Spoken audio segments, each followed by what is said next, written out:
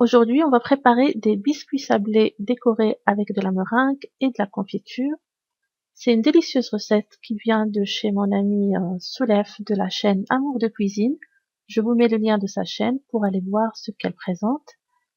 Pour retrouver la liste des ingrédients détaillés, vous pouvez cliquer soit sur la fiche recette qui apparaît au début et à la fin de cette vidéo ou sur le lien en barre d'infos. Commencez par mettre de la farine dans un saladier. Ajoutez le beurre coupé en petits cubes.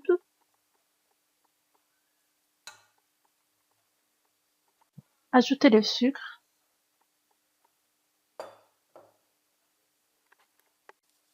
Je mets une pincée de sel. Je vais pétrir la pâte du bout des doigts pour avoir une texture sablée.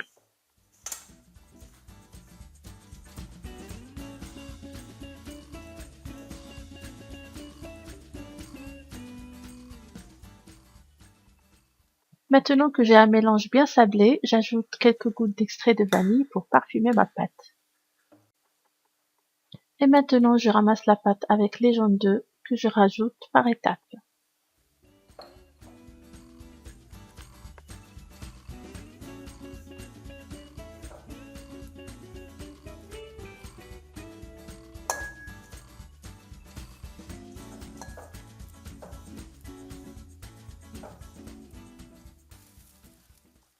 La pâte est prête, je la couvre avec un film alimentaire et je la laisse reposer 30 minutes au frais. Après les 30 minutes, il faudra étaler finement la pâte sur une surface farinée ou sur du papier sulfurisé pour éviter que ça colle à votre plan de travail.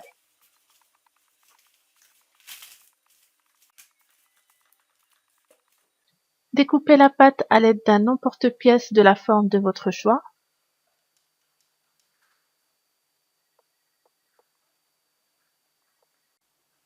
Une fois que vous avez terminé de découper tous les biscuits, laissez-les de côté et passez à la préparation de la meringue.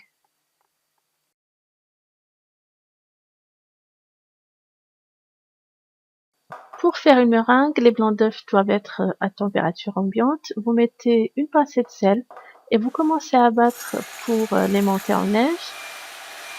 Une fois ça commence à se serrer, vous ajoutez le sucre graduellement sans arrêter de battre.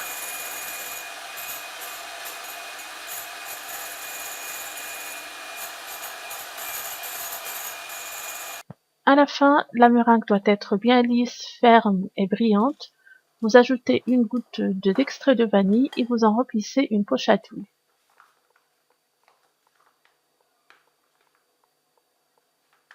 Allumez votre four pour le préchauffer à 160 degrés et commencez à décorer vos biscuits avec de la meringue.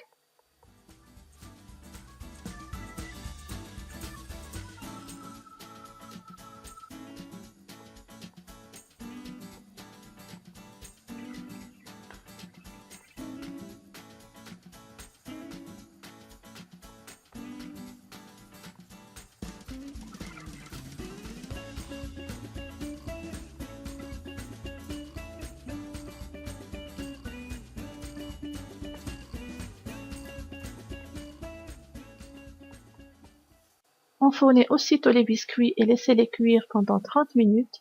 Ils doivent sortir du four légèrement halés et la meringue doit être bien croquante.